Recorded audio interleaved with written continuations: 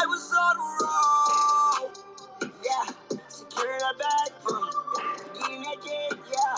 They missing the way, yeah. She used to play, yeah. Now she in my face, yeah. You in you out. It's a motherfucking game. This is a game. This is a game. This is a game. This is a game. Board your claim. Dog your gang. Switching for lanes. Always not the same. Low down daddy. Put you to shame. What is her name? She got a red range. It's moving in shame. I go with Cody. Blood in my neck. Ice in my rollie. I was messed up. They didn't notice. They didn't notice. They didn't notice. Now I gotta go up. They didn't run me. Now they don't run me. Now they don't run me. These niggas, they be so fake. They not your homies. They try to get your baloney. These niggas full of baloney. She see I'm running the race. Say my name, Undertaker. She said, why you out here so late? Everybody said, I was on the road. Yeah, securing that bag. Yeah, getting naked. Yeah, they missing the way. Yeah, she used to play. Yeah, now she in my face. Yeah, you in you out. This is a game. This is a game. This is a game. This is a game. This is a game. Board your claim. Dog your gang. Switching for lanes. Always not the same. Pull that little bitch. Japanese brain.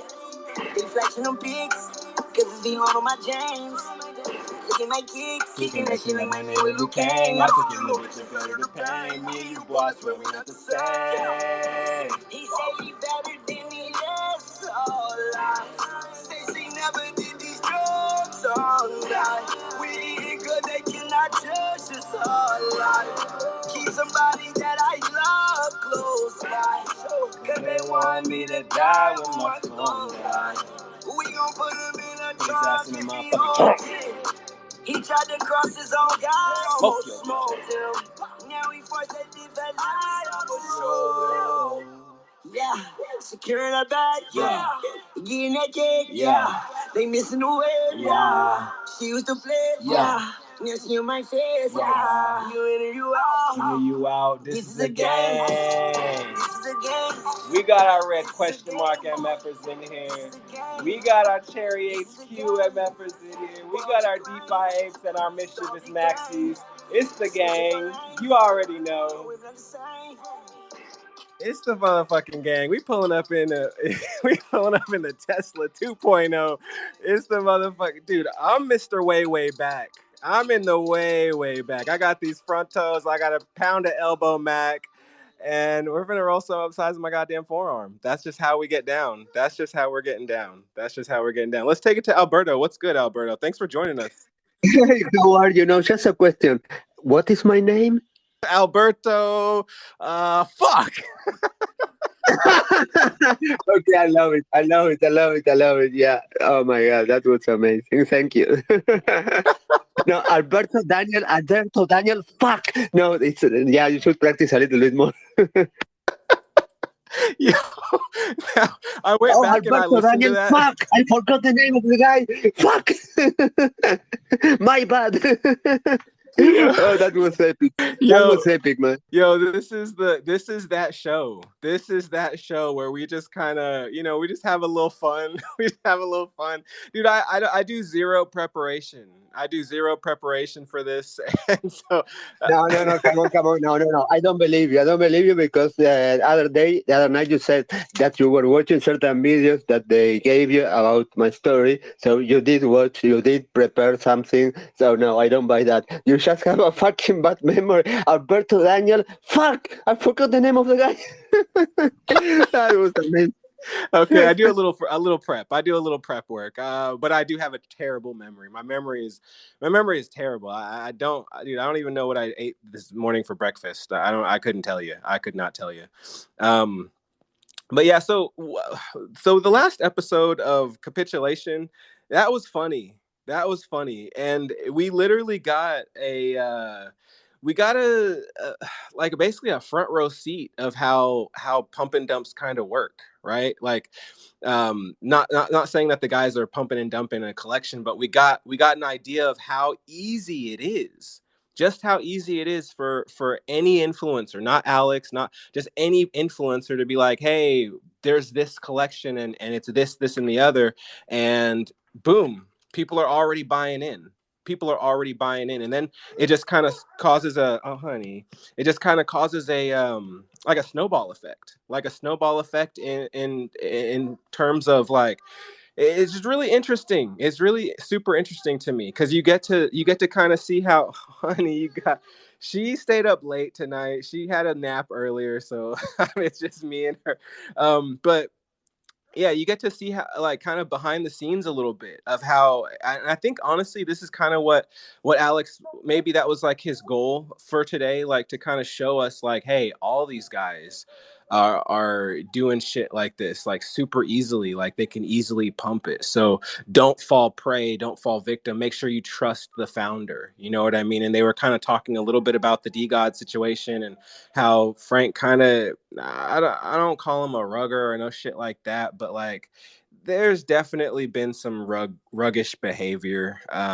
Not gonna lie, there's definitely been some ruggish behavior in that collection and stuff like that. So, and dude, I feel rugged as fuck. Like I feel rugged, because I still got a big bag of dust, bro. Like, since, dude, I've been talking about this for so long, like since episode 1 of Capitulation. We're on episode 147 now.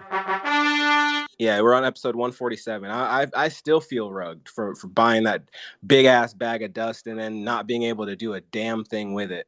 Yeah, dude, But terrible. I can tell you that back in 2014, 15, when I started buying cryptos, basically Bitcoins, somebody who here in Uruguay has been into cryptos for many years before I began. I could see how that guy was entering into sites exchanges such as BTCE, rest in peace, and he was basically picking up dead cryptos, and he himself, with very limited resources, he was just pumping the price of those cryptos. And yeah, people that weren't actually understanding certain things, they just saw the price of certain cryptos that were almost, not almost, they were dead, were started to go from 0 point something to prices, I don't know, increasing their prices in 200%, and they will get in. And well, this guy would obviously sell after that, and it didn't take him much resources to do that. But yeah, the lack of education, people, they didn't watch at the volume, they didn't actually do any kind of research. They just saw the jump in the price of that crypto. They got in, and well, they unfortunately, but that's I don't know, because that's actually part of the rules of the market. Is I mean, if somebody is buying a certain amount and the prices of the cryptos are a certain amount of BTC or whatever, okay, you're going to raise the price, but you also have to consider other elements, because I don't know, I don't consider it ethical to do that, but it can be done. I mean, it's not something that the rules of the market are not allowing you. And well, when it comes to other cryptos, I mean, if we're talking about, I don't know, NFTs or cryptos are having a lot of volume and they're having a big market cap, well, there are people that have a lot of money and they can basically do whatever they want with the price of them. It's just about getting together and deciding what do we do, and they just do whatever they want to do. Yo, that's the thing. Like, this is on a small scale. Like, we can pump and dump collections as influencers on a small scale, but there are people who like big whales who literally like, hey, I have a collection of, let's say all these different alpha groups. Let's say I have a collection of like 10 different alpha groups, and I just tell them, hey, we're pumping this coin today, or we're pumping this NFT collection, or whatever it is today. And that's like, I think it was Fungible that said it earlier today. Fungible was like, yeah, that Gitcoin token. It was literally an alpha. It was an alpha group pump and dump. It was just fake volume being flung out there. And I think that it's super, super easy to do that. It's super easy to do that. Now I'm starting to realize, like, oh crap, all you have to do is literally just say one thing about it. You literally just say one thing and then like just let it go. Let there be just let the speculation ensue. Like everybody just like speculates, like, holy crap, man. That's just crazy as heck to me. I really think I don't know, man. I just and I don't know how people are not getting in trouble for it, because like if this was not the crypto market, if this was any other market, then you would definitely see fraud. People coming in and being like, okay, this is fraud. We're locking you guys up, whatever. But like, because that's like Ponzi type stuff, right? But like since this is an unregulated market, everything is kind of like wild west. You can't regulate, you can't tell people like, oh well, we're gonna lock you up, because the laws don't really exist here yet. And I think that is one of the arguments for regulation. But at the same time, I think they're going to do what they do with every law and create like 10 rules where we only need one rule, like no pump and dumps, and then they're going to add like 10 other rules in it. And it's just like with all these other like bills and stuff and laws that they pass, they add like 10 different things to it. It's crazy. They're gonna ruin the space. I guarantee it. But let's take it to Cowboy. What's good? Yeah, no, thank you, man. I had a question for Alberto and anyone else who wanted to chime in. One thing I'm seeing in the token space that's been kind of like the new meta since we don't have the volume like we used to during the bull run is that teams will launch a token as basically a honeypot and buy up the floor and then lower the tax, which takes the honeypot off of it, lower the tax back to normal, 2%, 3%, and then shill it. And because they bought up 30, 40% of the floor, the token, if people make big sales, it doesn't crash. And I'm curious to get his take on that, like of legit projects actually, doing wash trading. Basically, that's what it is. And you see that's the meta in tokens. If you don't do that, you pretty much don't have a chance of your token surviving. So like that seems to be like, I'm curious what Alberto thinks about how all tokens, Wow, the projects that's that you very, love, that's how they launch now. that's very interesting. That's very interesting. Actually, basically, the point that is from there is that okay, you have to actually accept doing certain things that might be questionable in order to survive. Otherwise, if you don't do that, no matter how good your project might be and no matter your intentions, you are not going to be successful. So that's a dilemma. Okay, do I do this because that's the only way of having my of not getting my project, my NFTs prices dropping to zero eventually? I mean, is it okay to do this? Okay, I don't have an answer to say whether that's okay or not. I wouldn't do it personally, but again, But that's the only I way you think survive now. Like if you yeah, launch a that's right. token That's without right. this, I without mean, holding the floor, is yeah. there any other way? Because I don't want to be part of something like that. Um, that's a very good question, and it's more about it's all, at the end. It all comes down to ethics. Okay, if you decide to run a project and you make, I mean, and you're prepared for that, and you understand the rules of the market, how it works, and okay, you will know that okay, you will have to do certain things in order to have chances of succeeding. Are you willing to accept doing those things that might be questionable? I personally would not, but who am I to to say that those people are doing something that I don't know. that nobody is actually. It's not a crime actually to do that. Uh, it's something that is very. I don't know. It's not. I just I want to don't make clear know. that legit projects are doing it's not rugs. Yeah, Legit I know, I know, projects I know, are I know. buying But up the floor and then shilling it. And because if I know they don't survive. that's right. I agree. The thing is, uh, it, it's ethical because legal. There are no laws regulating that. Uh, I mean, they're doing something that is not violating any laws. They're not committing any crime. They are just um, changing the price of an NFT uh, in order to make it survive because otherwise they just won't. Is there any other way of surviving without doing that? Uh, I think that the project, the 1% of the projects that are going to create a huge profit, they are going to be bought by probably I don't know a hundred people that have already decided to vote that project much in advance. It was launched, created, and known by any of us. Uh, and the other way is doing what you're saying. Um, uh, I just tell you, I wouldn't do it, but I cannot judge those who are doing that. I think that people should. Well, it's amazing what you're saying. I love it because people should be aware of that, and most of the people probably have no clue.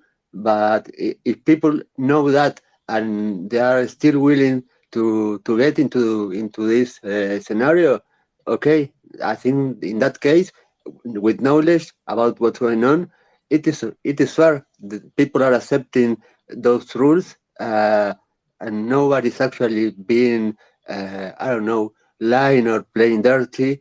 It would be like playing fair if every part knows about these rules that uh, control the market, which is sad, but this is the way it is. And I really appreciate that you point that out because I don't know how many people are actually aware of that, and uh, it is a fact, yeah. I just wanted to say that, yeah, you're seeing it a lot on the token side. So like all your favorite tokens that really moon the project and they're not selling. That's one, and I just want to be clear. It's legit projects. They don't sell the floor. They actually hold the floor the whole time. So that when people do sell, the chart doesn't, it doesn't look atrocious. The floor holds it. So you're seeing this a lot on the token side. To be successful right now in the token space, unless you're, someone who has a huge following, you have to buy up the floor, usually about 30-40% of supply. So you'll launch as an honeypot, meaning that, no one can sell it. And it looks unattractive so that your project people can, your private group can buy the floor. And then you'll take the honeypot off, lower taxes to zero or, less than 5% or whatever it. And then you'll have like an influencer call it, you know what I'm saying? And then now everyone starts to buy in. And like you said, a lot of people are unaware of this, but this is the new meta. This is the only way, especially in the token community, that you can make a token go to 10, 20 million market cap right now. Otherwise, if you don't do this, they do about 100K, 200K market cap. Yeah, which is something that okay, it's not. I mean, it's probably they are losing a lot of money because the project probably cost them much more than 10K. So okay, it's either losing money or doing that. Yeah, I think probably the key is making people aware. I don't know. When it comes to NFT projects, I always go and look for, okay, I want to be as transparent as possible. I want to have all the information available for me. I want to have the white paper. I want to have an audit of the smart contract. I want to have all the information out there for me. And part of that, how about a disclaimer or something explaining the certain market? I don't know, the certain market. I don't know, things that they perform. I don't know. It's complicated because it really sounds very dirty, don't you think? But letting people know that those practices are being performed uh, is a way of, okay, people, okay, these are the rules. Do you accept that or not? Okay, if you don't think this is ethical, if you don't agree with this, uh, we cannot guarantee that these things won't happen, that this kind of practices won't be done. Yeah, and like those, as you said, eh, those projects that are really, really, really backed up by uh, big companies, money, people, okay, don't have this problem. But most of the projects, yeah, they do have this problem, and they will not survive unless they do this. What do you think about actually? I don't know, this having a disclaimer or a clear explanation of this kind of practices in the market that can be eventually done before people getting into buying those tokens. Do you think Well, that's basic? I think that there's just the degens. See, the degens understand it. So the degens are willing to, buy a token that looks like a honeypot in hopes that it unhoneypots and it moons because they understand the new meta. But to an average Mhm. person wouldn't understand this, and then they ape the top of the chart, and then they lose money. So that's could be an issue right there. But I mean, right now, no one thinks it's unethical. You know what I'm saying? Mhm. People, these Mhm. tokens, some of your favorite tokens, this is how they're done. You know what I'm saying? So Mhm. if the token doesn't sell the floor underneath you, the project owners actually hold the floor. I don't think it's bad, but also they should disclose it. You know what I'm saying? Like if it should be in the tokenomics. When they Yeah, when they yeah, when they when yes. they put out the tokenomics, that should say like 30% of the floor is held by because of this Yeah, reason. But they don't do that, that. You know what I'm saying? It's more of like a stealth play. They stealth it as a yeah, honeypot. They buy up the exactly. floor, and then they have an influencer on Telegram call it, and then you're off to the races, and then the chat fills up, and then everyone's hyped because they FOMO in. You know what I'm saying? Yeah, because this kind of thing actually to put in writing, explaining, okay, this can be done in order to blah blah blah. It's for example, okay, the project might eventually burn certain amount of tokens in order to preserve the price, or I don't know, things like that. That actually those things, yeah, I have read many times in many white papers those kind of. Things that in a project can be eventually done for preserving the value or for yeah for preserving the project. Okay, that those are practices that I don't see them as bad. Actually, I think they're very smart, and I really approve them, and I think mm, they are doing perfectly considering those kind of things eventually. I don't know, mm, as part of the white paper, but the white paper, but these kind of practices uh, sounds too I don't know. I for a average person, uh, th- first the average person won't read a white paper to know these kind of things. An average person will just go driven by emotions, and they will just get in with the hype, and they don't care about other things. That's my perception of most of the people that are getting here without getting education or certain on finances and trading. It's just about okay. Everybody's there's a hype here. There's an influencer here supporting this. They get in, but they don't read anything. They have no idea about it. They don't do any research. Um, that's my perception. Maybe I am wrong, but that's what I perceive that is a big problem. I think it could be used for good or evil. You know what I'm saying? Like if you're a legit project, it's fine to use it, to hold the floor. I get it. We're not in the bull run. But, also projects can use it for evil, you know what I'm saying, where they sell the floor from underneath you.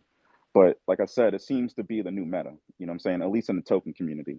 You see that this needs to happen. Otherwise, you go to 100K or 200K and then you flatline, and that sucks to have that on your, if you're a dev and your docs, that sucks to have that, as your history, that you can't even make a token go to a million market cap, so, and you put a ton into it. Yeah, I mean, you're. I mean, if you're doing things. I mean, I mean, you're trying to do something right in order a project, and you are not trying to scam people. You are trying to do things correctly. Yeah, it's frustrating to see if the results are basically crap.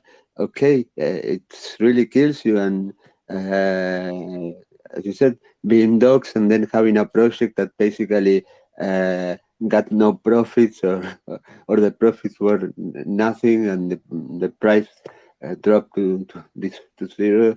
It's not a good a good thing to put in your bio. That shit would be funny as fuck, dude.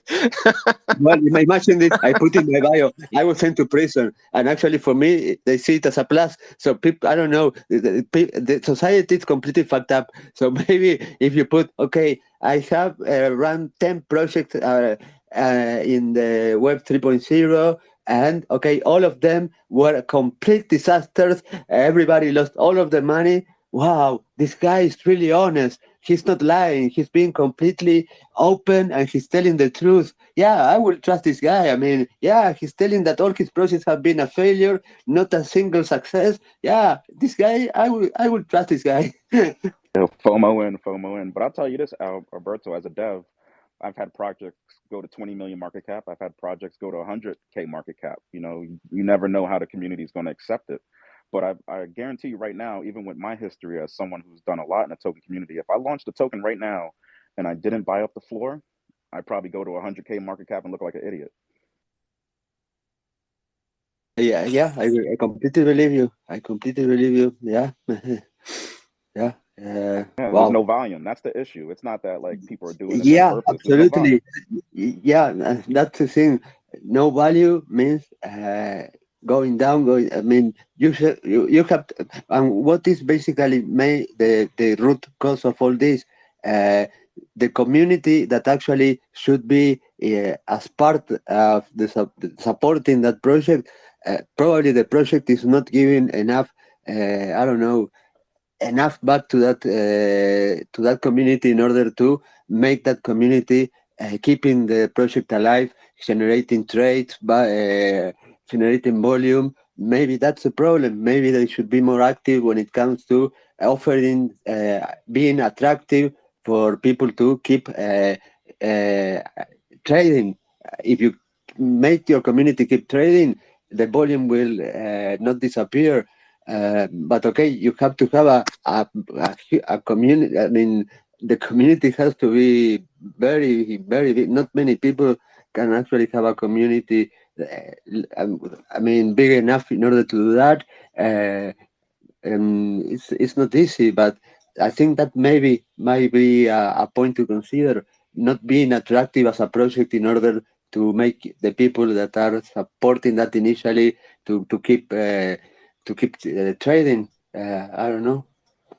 You just never know, Alberto. I had a project that I launched a launch pad, where I had my own launch pad, like a Shiba swap. I did like my own version of Shiba swap.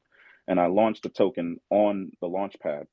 And a meme token I launched with no utility did 20 million market cap. That did 200K market cap.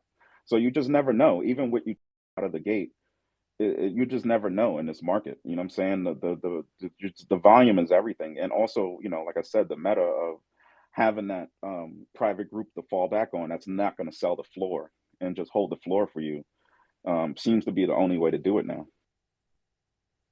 Those are the basically the rules of the market. I mean, I mean, when you get in, you have no clue whether it's going to be. I don't know. You will have a market cap of 10K, 100K, or a million K, or 20 million K.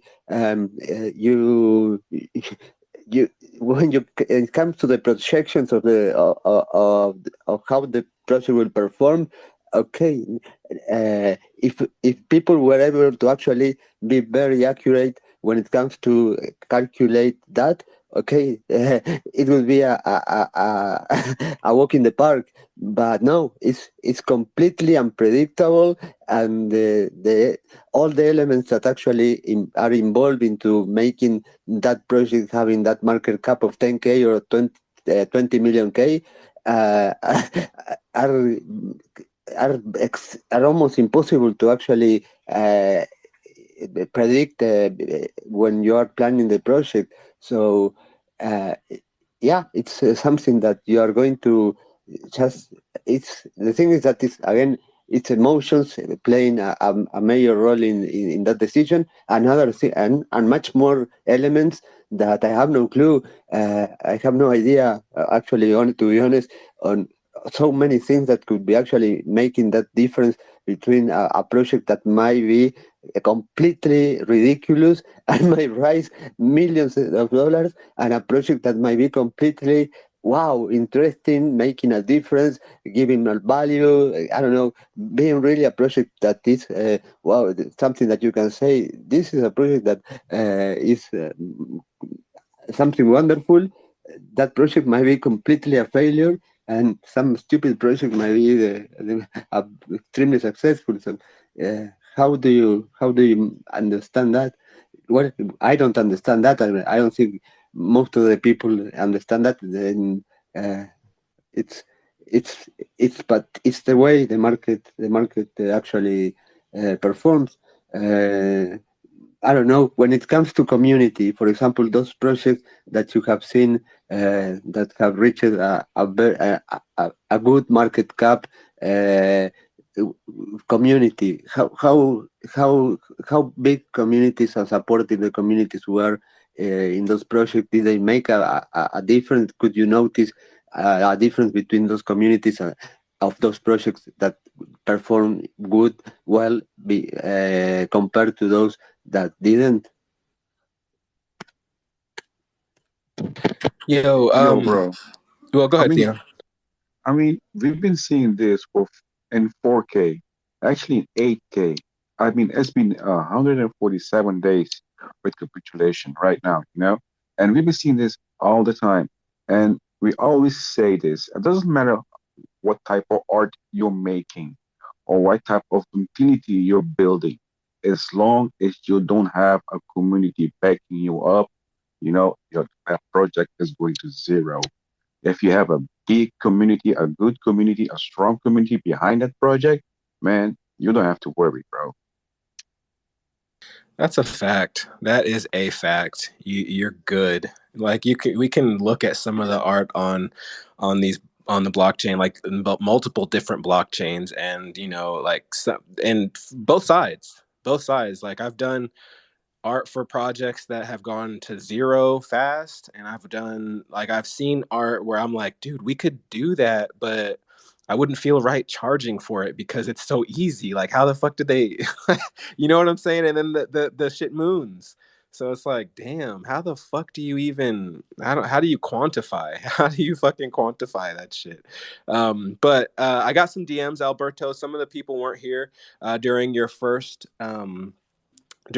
appearance on our show.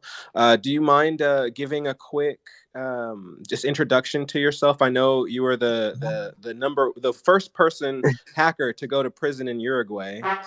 Yeah, that's me. Yeah, you're improving. Yeah, and my name is Alberto Daniel. No, just kidding, just kidding. Yeah, no, I am the first hacker who was sent to prison in my country, in Uruguay. And last time I was here, I was telling how it all began. Uh, I was just trying to help, and sometimes, like in these projects, sometimes you think that you're doing everything right, that you're doing the right thing, but the outcome is not the outcome that you actually expect after doing the thing that you consider is the right thing to do. It happens in life. It happens in this project that we're talking about. Yeah, there are other elements that we aren't aware of, other risks that make you end up in a very fucked up situation, even though you are doing something that you consider is completely right and it's the only the thing that you should do. And that happened to me. I was telling that it all began with me entering into the medical provider of my who was my girlfriend at that time. And well, in 2014 I was able to access with the username admin and the password admin to the service with administrator privileges Shit, fuck, yeah. That system had was holding about 200,000 medical records. I reported that immediately to the third of my country, forgot about that. A year after that, okay, I entered again, and okay, this time it was worse. I didn't even know, they didn't even need any kind of authentication. I could actually access to all of the medical records, just modifying a parameter in a URL of the site, and I could browse through all the records just doing that. No username or password required, which was wow.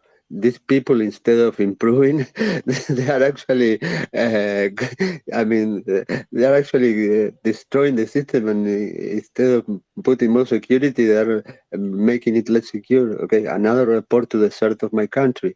I forgot about that. Um, September 9, 2017, Interpol raided my apartment. They arrested me. I didn't understand anything of what was going on. They didn't tell me my rights. I was taken to the Interpol. They were interrogating me. They were pretty rude and aggressive. At one point, one of the agents of Interpol he was asking me questions. For example, did you access to the address www.bip medical provider.com.uy/WPYA753/WXX23 slash blah blah blah that AESPX. And I was like, wow, man, I don't know, maybe I did. And the guy was like, "Oh, so you don't remember?" And he was hitting his fist against one of his palm of the other hand, and he was telling me, "Okay, you know what? I will help you to remember if you don't remember." And at that point, okay, I was handcuffed. Uh, that guy, okay, when if you have a badge, if you have a gun, if you have somebody who is handcuffed, everybody can be very brave and be okay, yeah, be like his God. But I look at him and I ask him, okay, I'm sorry, what is your name? And the person smiled, and he never told me what his name was. Wow, that was also scary. I mean, I was in a place where I was surrounded by people. I wasn't aware of what's going on. I didn't have a lawyer. I was there on my own, and everything pretty dangerous. The thing is that okay, after the interrogation, it was pretty late at night. They put me in a cell. I spent the night in the Interpol. The next day, they took me to court. And, well, within a few hours, the judge decided to send me to prison as a preventive measure. I was accused of having hacked the medical provider. Apparently, that happened in January of 2017, and they also received apparently the medical provider got an email asking for certain amount of bitcoins in order not to release the information of the database of the people that were the medical records of the people in the system. Further, let me clarify one thing. After being released from prison, coming to my house, reviewing all the file of my case, I can tell you that the day of the hacking, the outcoming traffic of the servers of the medical provider were 150 megabytes, which is basically probably 6 MP3 songs. I strongly believe that is not the size of a database that is storing 200,000 medical records.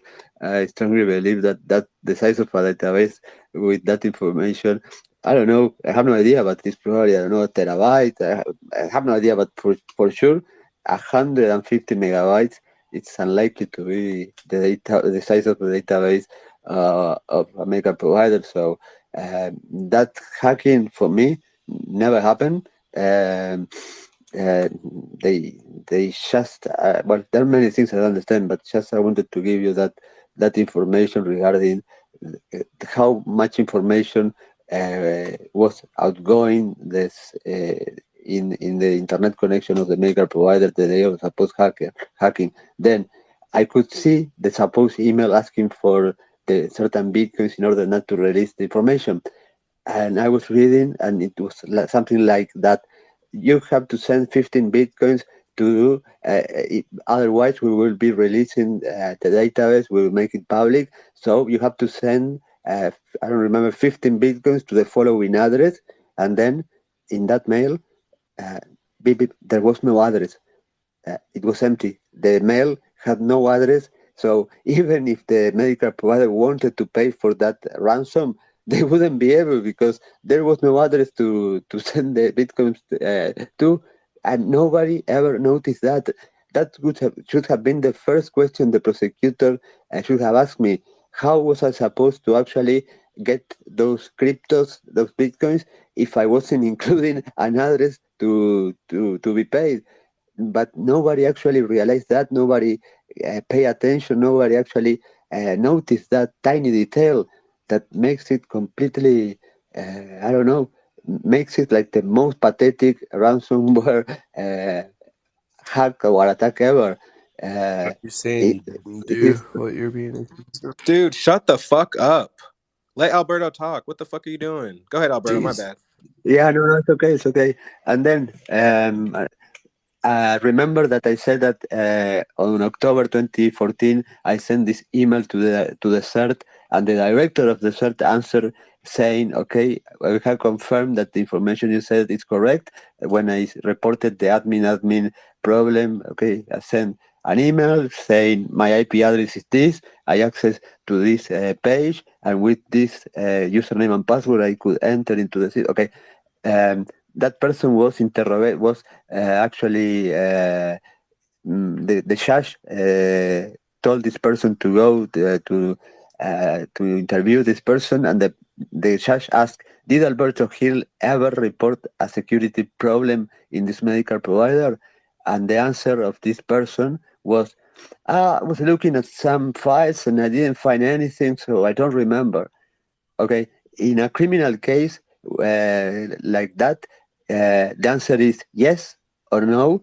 You just have to go to the system where you have all the information regarding all the incidents that you are being reported, and you look up for that, and you say yes. Alberto Hill reported this on this date, this, or you say no. There were no reports of Alberto Hill regarding this.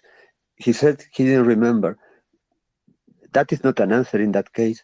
I don't Yo, know I what. was gonna say, like, you clearly did. You clearly did report No, it, and and then I have the fucking, copies. I oh have the my copies of god. all the emails. I have the tracking numbers of all the answers. But I never. I mean, I only read that 8 months after being released from prison. I was completely taking for granted that all this that happened before was known by the CERT, by the judge, by the prosecutor. But no, that everything that happened before wasn't known. So, okay, who would actually hack the system, and before doing that, they would report twice security problems in that system to then hack the system and try to profit for that? That is stupid. Actually, somebody would shut up and would just hack the system and try to profit. But yeah, they didn't know actually of my reports, and the director of the CERT was really somebody who I wonder what was his role in all this in order to help me to push me to hell that way. Uh, that is something that I don't have the answer for, but it's killing me. Well, those are elements that actually are still in my mind. I don't, at this point, okay, I just understand that there are so many things that I will never probably find the answer for, and that's fine. I will. I don't have to know the answers to everything, but I have to move on and with my life, not try to be obsessed with those things that I don't know, and okay, see the positive things of all this, and okay, for example, uh, last a year ago when I was found that okay, I was not guilty. I don't have any criminal records, so I can live a life completely normal. Still, as I was saying, the scars and all the things that I suffered. Okay, nobody can actually take that back from me. But okay, that's it. I cannot change that. I have to accept it and move on. It's part of the past, and the positive thing is that okay, I could change things in the system where no other people won't have to suffer the things that I did suffer. But still, there's so much smell of corruption, and we are here speculating. But this smells like a lot of corruption. It smells like a lot of things that are not very. No, I don't know. They are pretty dirty, May. I don't know, but still, I don't have elements in order to say certain things that I might eventually guess might have been the cause. It would be not responsible from my part to say things that I cannot prove. All I have been posting evidence have been based on documents and things that I can support with things that can be proved. I can speculate a lot, but I don't want to actually say certain things regarding certain people, companies, organizations without evidence, like they did with me. They destroy me in the media without any kind of evidence. Okay, but I don't want to be like them, so uh, I will just I will just manage what I know. The evidence that I have is all I can be use. I can use in order to try to understand certain things, but they are not enough to actually explain the whole situation. That is insanity. That would eat me up. I'm not gonna lie. If I if that was me, man, and someone, dude, like first of all, how did they know that? It must have been another hacker, to be honest. Because how else did Oh, they hold know? on. That's a tiny retail. Okay. I forgot something. The press release of the police when they arrest me, they say that okay, they were able to trace me because they traced the IP address of the email that was asking for these bitcoins in order not to release the information. So they traced that IP address. Okay, first of all, um, it took them 6 months to do that. I have worked for the Interpol in the past, many years ago, in cases related to child pornography trafficking. I know how they do things. They just grab the telephone, they ask for the information about an IP address, and they just go for it. That's the way it is. 6 months in order to actually trace an IP address. No, that is not correct. And second, uh, I was not the only person arrested for this. There were another person that was arrested at the same time I was arrested. There were two search warrant issued by the judge to arrest me and another person because of this case. Okay, how do you explain that they traced the IP address of an email to two people?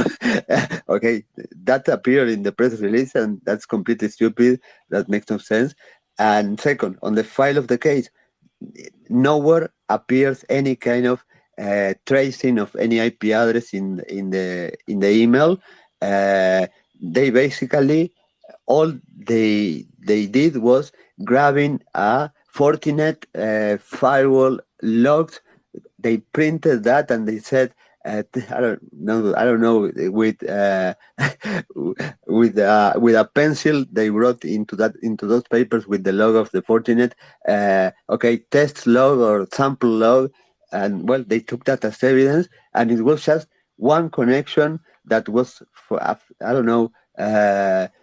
One connection from an IP that apparently belonged to me, and I can say that it's perfectly probably because I was accessing to that service because of my girlfriend. So if an IP address that was belonging to me was appearing somewhere, yeah, that's perfectly but something that could have happened.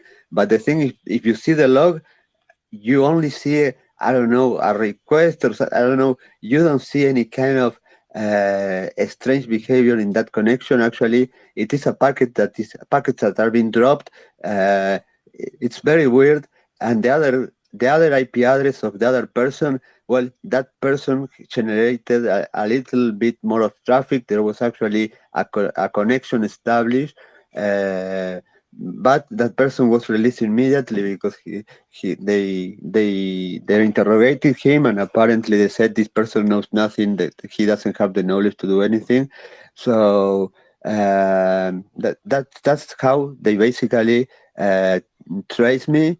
uh, and 6 months to do that. They were actually monitoring all my internet activity using a software that the government of Uruguay has to intercept. I mean, in Uruguay, the internet connections that are in fiber to the home, that is what most of the people use, are provided by a monopoly of the government, a telco that is the monopoly of the government. So in order to trace internet activity, it's pretty easy. They have installed a solution that is from Brazil in order to trace activity of certain amount of people on the internet. And after my arrest, the director of Interpol said on the radio that they were actually uh, monitoring me, and they could see that I was accessing to sites related to bitcoins, which is completely completely yeah, that's completely correct. I was accessing because I was full time dedicated to trading, to do all kind of stuff with cryptos. Yeah, I was accessing to exchanges all day, all night. So yeah, what they noticed, it was completely right, but they couldn't actually understand that information in a way that, I mean, could be understood as a behavior that was not a criminal behavior. It was part of an activity completely legal. They found like a box with like 10 ledger wallets that I had in my house. I was representing ledger from France here in Uruguay and in Paraguay. They had sent me a box full of all kind of wallets to my house. So yeah, I did have those, but not because I was a criminal. Because if you were going to the homepage of Leisure, you could see reseller in Uruguay, Paraguay, Alberto Hill with my number. But no, they could only see as a person. Why do you have so many of these devices? That initially they asked me, what are these? Because they had no clue. They looked like pen drives, so they had to ask me. And I told them, these are cryptocurrency hardware wallets. Okay, uh, they had no clue. But yeah, I mean, so many. I was also working with a company in UK that was Uquid card, that was issuing Visa debit cards that you can charge with cryptos and use them as as normal debit cards. So they found in my house like a lot of credit debit cards from that were like that actually they were issued by not by Uquid, but they were white label. And there was a company, I think, in Gibraltar, or I don't remember what country, that was actually selling these services to a lot of companies. For $50,000, you can have white label your debit card, Visa, and reselling that to any person. And yeah, I was using all those kind of debit cards, but that was not a crime. You could actually research and know that I was doing business with these companies. But okay, they saw so many cards, and they completely immediately conclude that I was into carding, that I was committing credit card fraud. Okay, that's it. They couldn't read the situation in another way more than all they found was something that was only just the justification of everything was because I was a criminal. They never actually thought that a cybersecurity professional would have exactly the same tools I was having in my house. And actually, if I was a criminal, I wouldn't have had all that in my house to begin with. No, they just weren't able to understand the situation. and that's something that is pretty sad. That's the craziest thing. It seems like you just got railroaded because, like, if you had had a lawyer or anyone to represent you there to speak to them to where they would actually listen, you wouldn't have had to go to prison. But if you hadn't have gone to prison, then you wouldn't be so like you wouldn't have all this notoriety and stuff about you. So it's like I guess it's like a 50 like a win. I don't know what to even call it, to be Well, honest, because actually, no one it's should go to destiny. prison. For me, it's destiny. I mean, initially for me was hell. I thought I was going to. I mean, I wasn't going to survive in prison. When they told me I was going to prison, for me it was the end of the world. Okay, now it's been 5 years. I look back and yeah, I kind of see the situation like what you're describing. It wasn't the end of the world. There were things that were positive. There were things that were not, that were very, that really hurt me a lot. But it's something that, yeah, I don't know, it's 50-50. I try to see it as, okay, my life changes. I had to adapt to this situation, and that what happened. I cannot go back in time and change it. And I think I already said, if I had to go back in time and make the same decision and be in the same situation and knowing what my decisions would actually, the results of those decisions would be, which means going to prison, I would still do the same that I did. I would report those problems because there's no other option for me. That's the only thing I could do, and I would do it again, despite of the price I had to pay. That's me.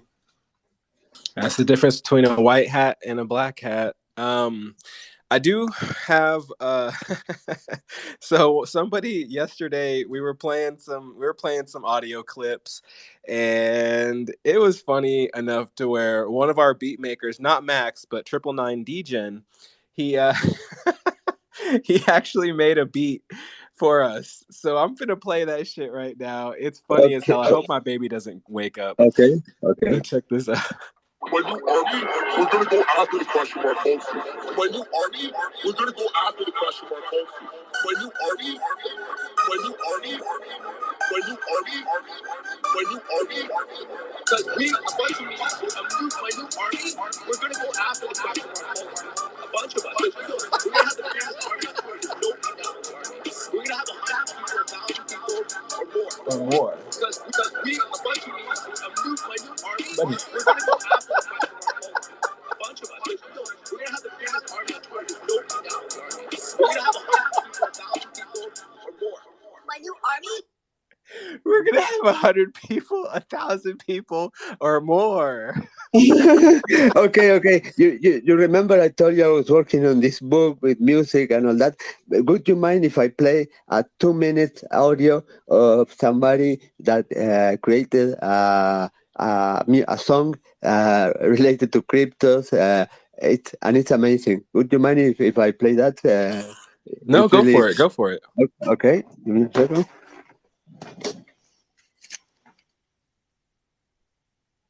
This, this motherfucker didn't even have it ready.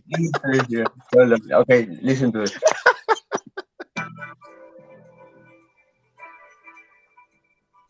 So you want to build in Web3, but yo, what does that mean exactly? Got PFPs as NFTs, so what makes you different from the rest of these projects that give me the notion to drain OpenSea into the ocean? I watch them rope them with promotion, hoping when their sales get posted, ghosted, cause it's when they dip and leave you mostly holding shit and hot gold brick when cold so quick, when there's no ethics. Got me thinking, tell me, what am I here for? Tell me, just what am I here for? Is it the seeds of greed I'm feeding, or is this leading me to be more? It's my prerogative to live with what I got to give with. I just thought I could make a difference. I can't stop, let me get a witness. Run, y'all know my past. I scam them first, ask question last. Man, we put hated, token gated, letters traded, liquidated. Thought it was a game to steal and muscle, explained it away, part of the hustle. But it's not a game when you misuse trust. You'll get this question thrust upon you. Tell me,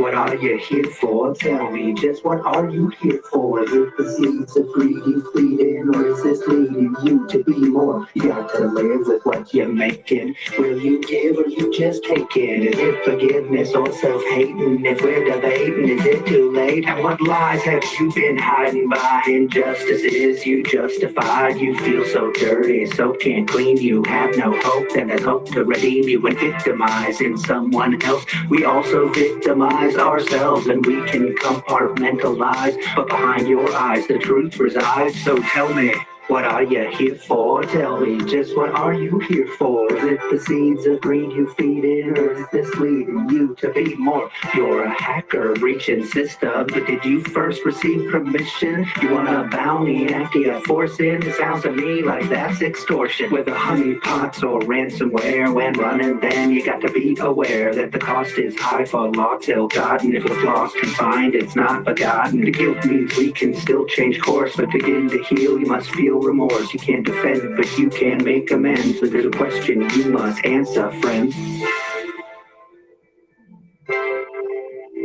That's it. He has talent. This guy. Holy shit, Block. Do you That hear is that? good, isn't it? Block, That do was you hear that? fire. The That the was fire. Tesla truck is here. The Tesla truck is here. We're gonna play the song. Hit it, Block. Tesla truck.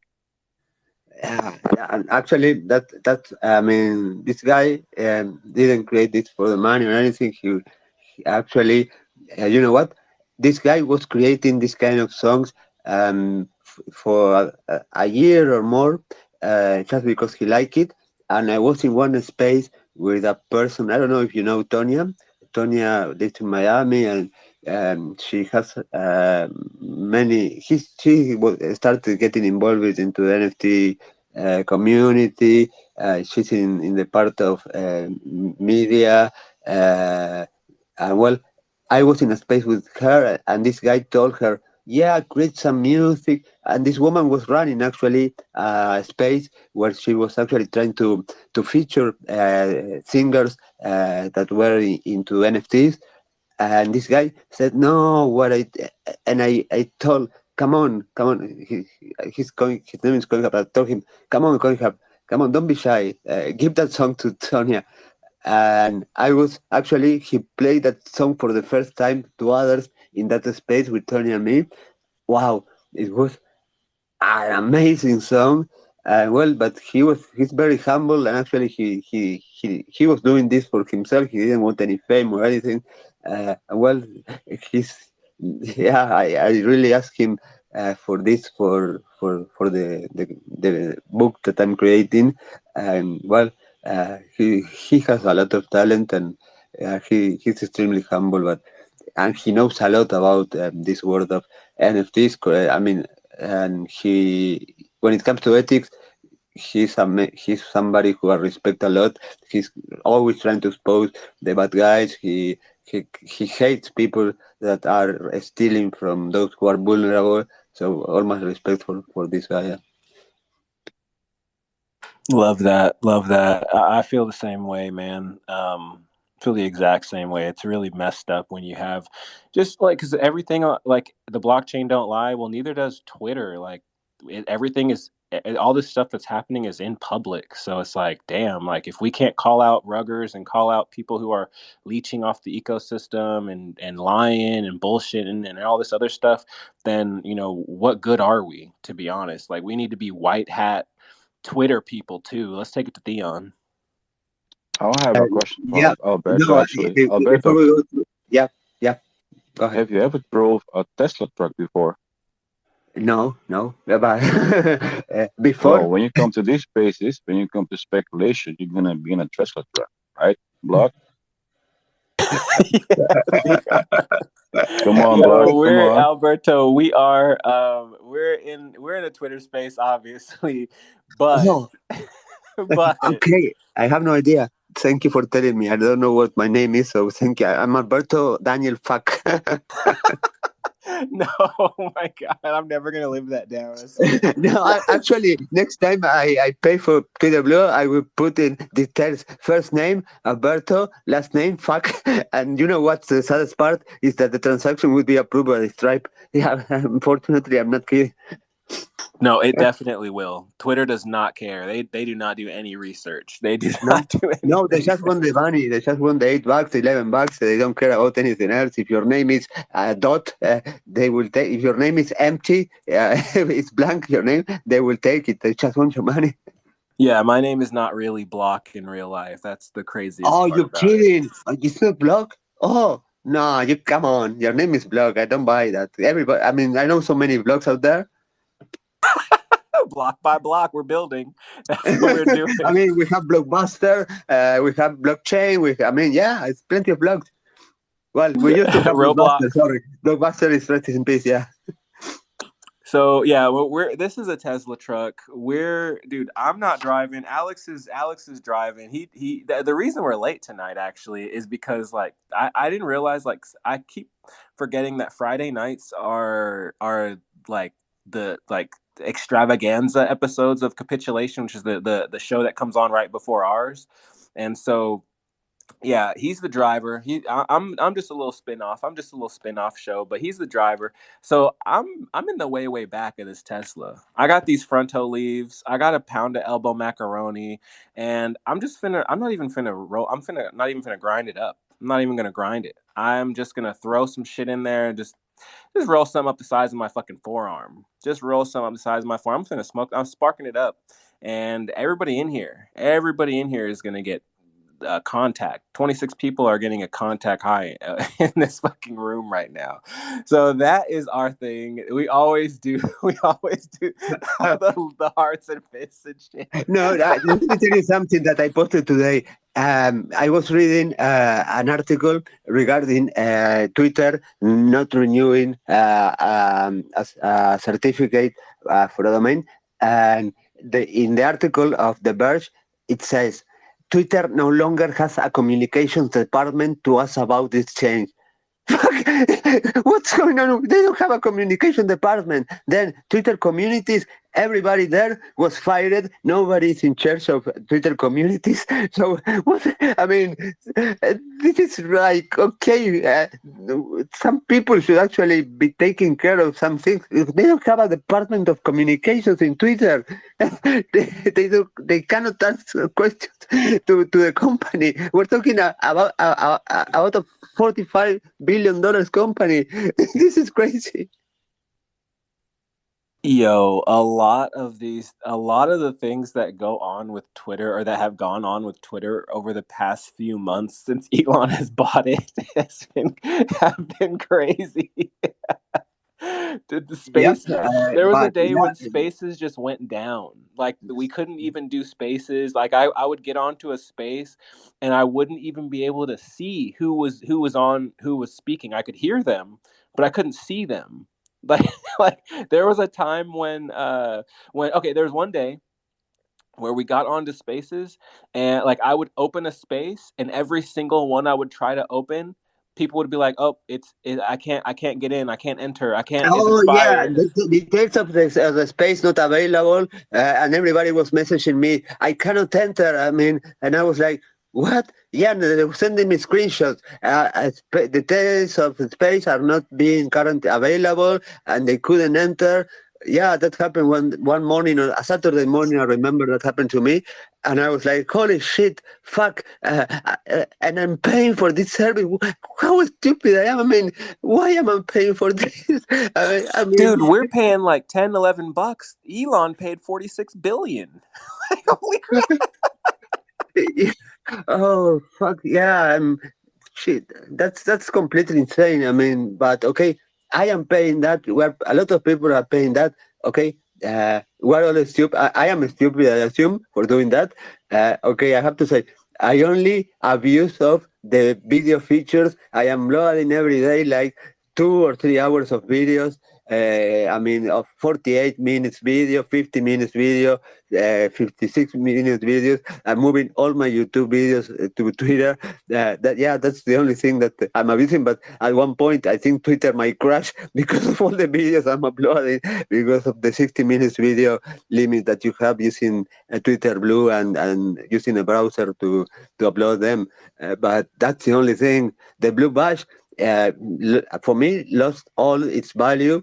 Uh, I mean, they're not verifying anything. It's just verifying that you have paid. That's why you get the blue badge, and that is not about making a user actually being verified that that person is actually somebody whose name on a credit card is the name that appears there.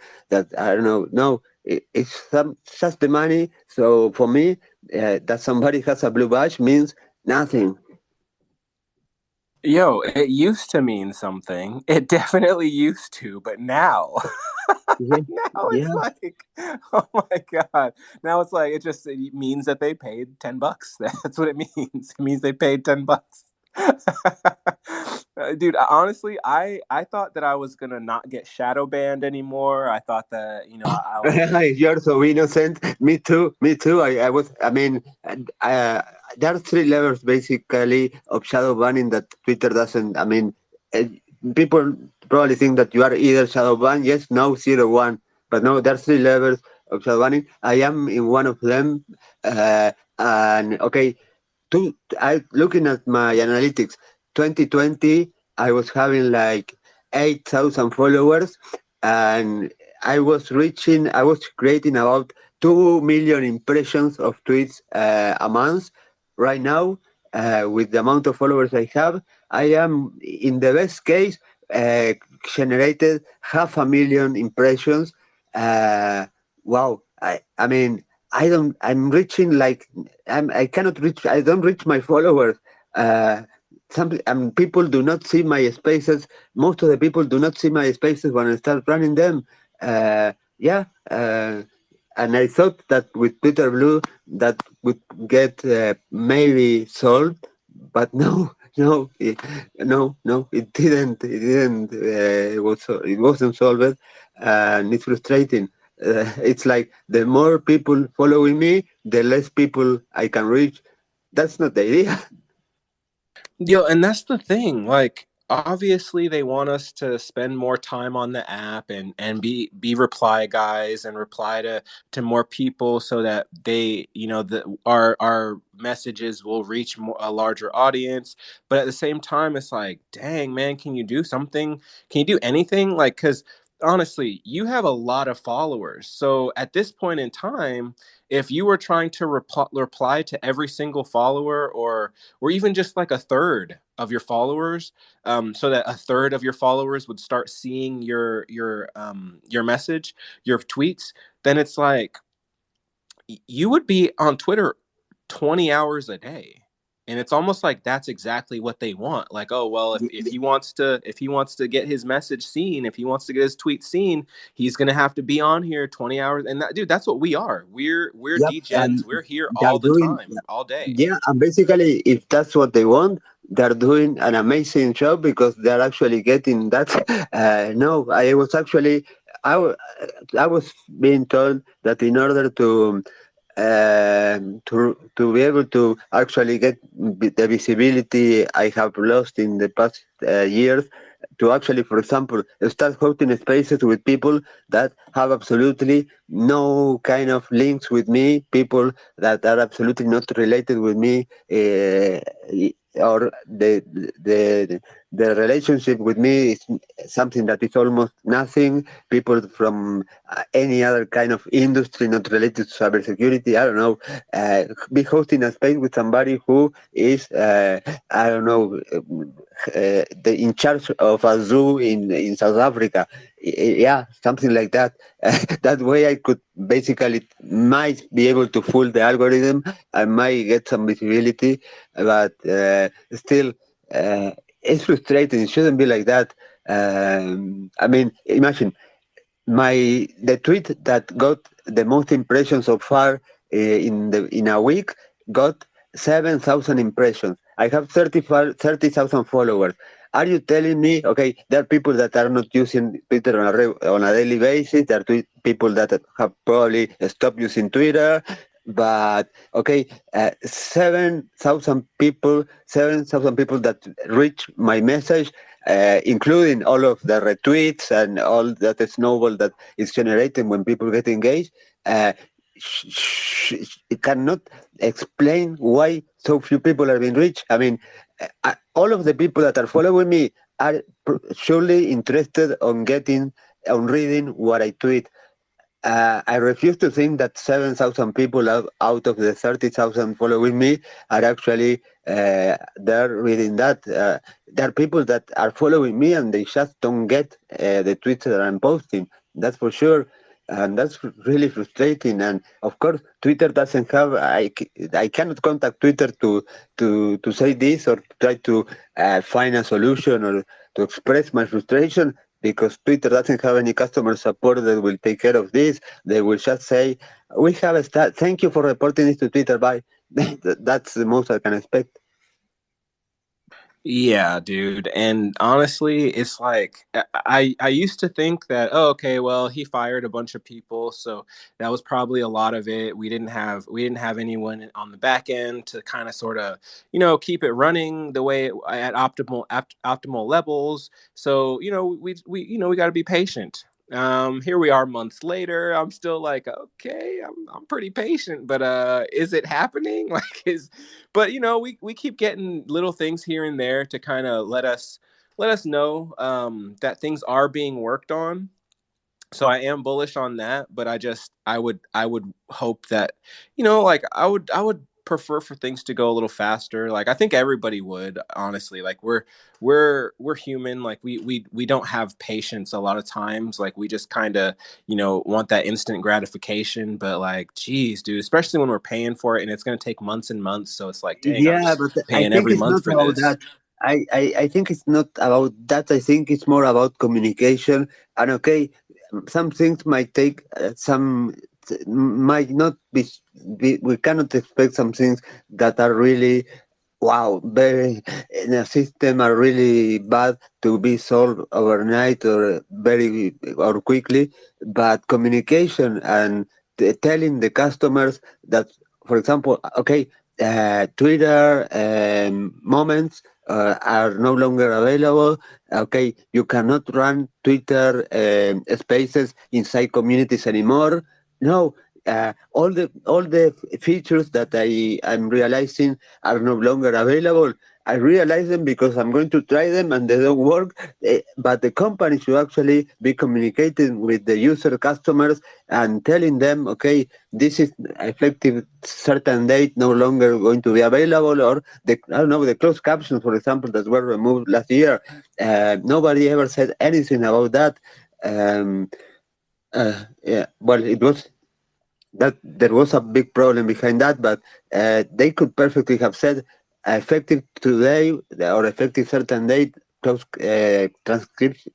captions will not be any more available in Twitter Spaces until we solve certain problems. But no, there's a lack of communication between the company and the people. So that is for me the most frustrating part. To be me, who is actually realizing every day what is no longer available, and the thing is that whenever there is an update on the app, okay, they solve one problem, but they create two additional problems that were not before the update.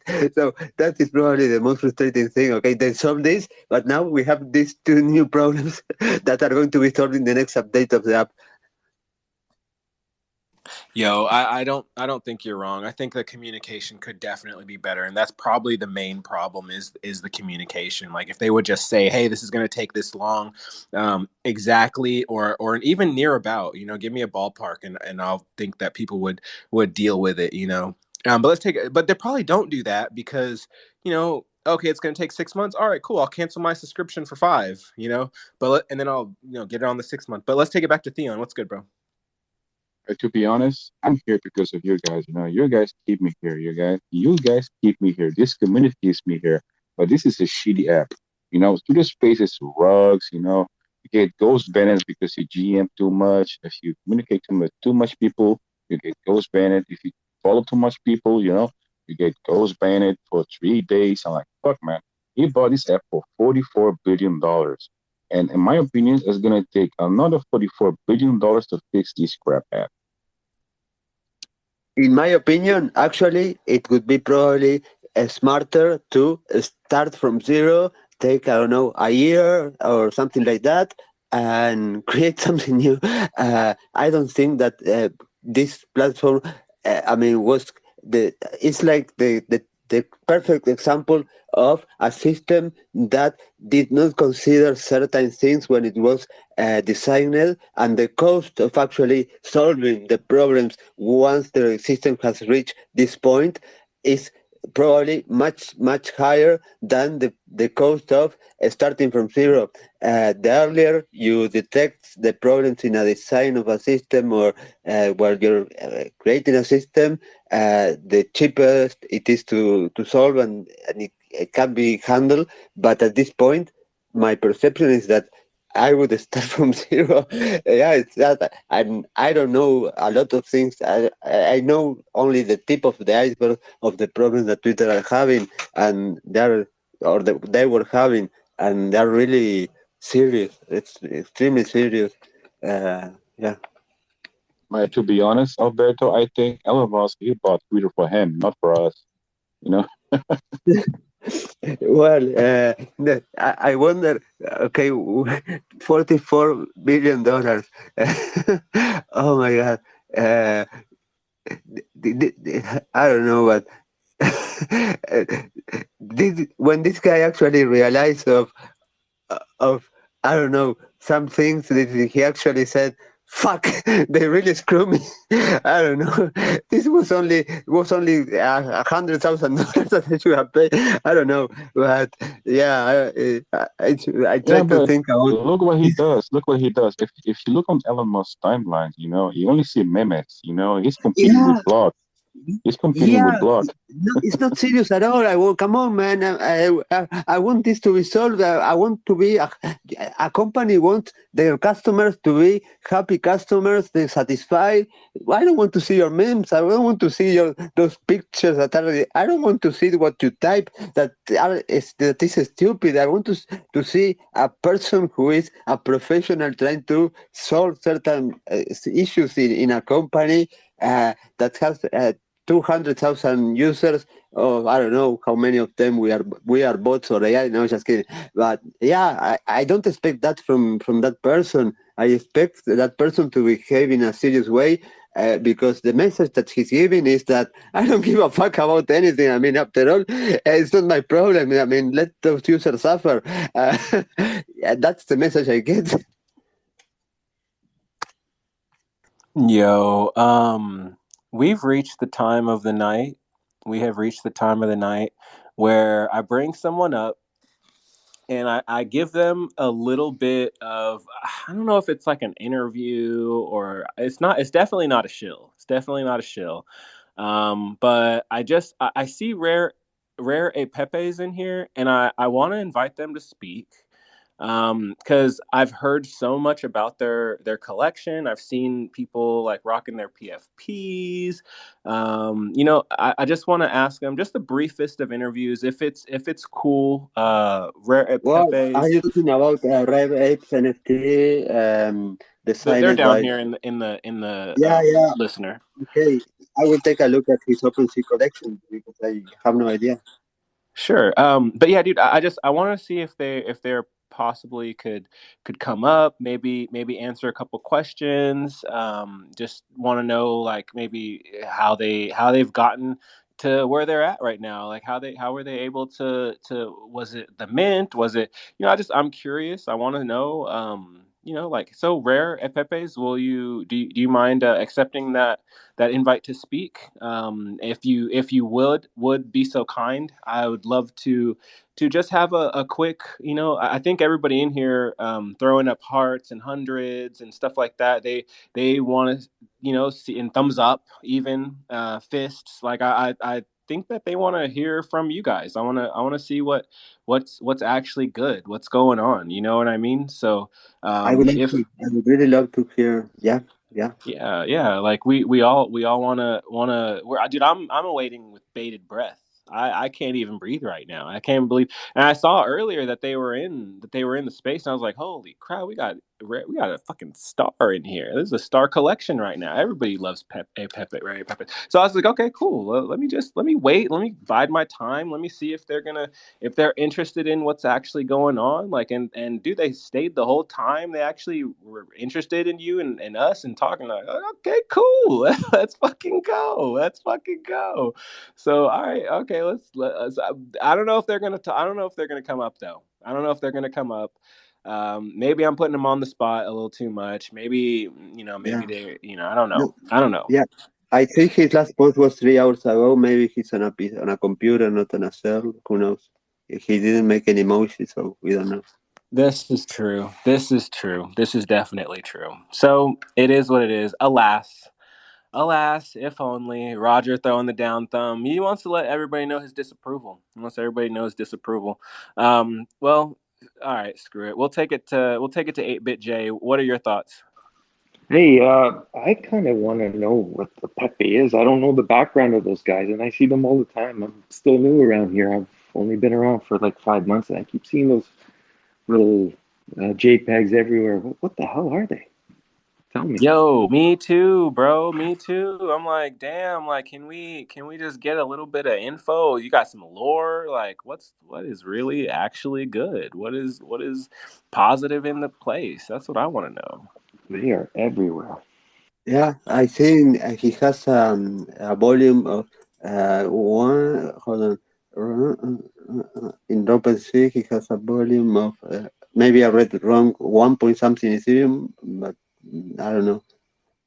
No, he created 16,000 NFTs. Wow. Yeah, and I think it was like a free mint or something like that. I don't know, man. I thought that was just something that was just a cool way of doing things, like a really cool way of doing things and creating some sustainability in the space. So I just wanted to invite them to come up and speak. But if they can't, that's fine. That's fine if they can't. No, I have to Um, tell you, he's wow. I really like the images I am seeing in OpenSea. Wow, they're really good. Facts. Let's take it to Cowboy. What's good? No, I was just hoping for an interview. All right.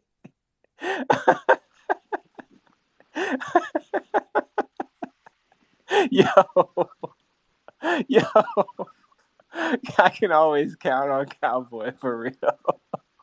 Cowboy, a real one. Cowboy, a real motherfucker, man. Oh shit! All right, Cowboy, here you go. Have you ever been rugged? How bad was it? And do you ever feel like you'll be rugged again? Vaseline or no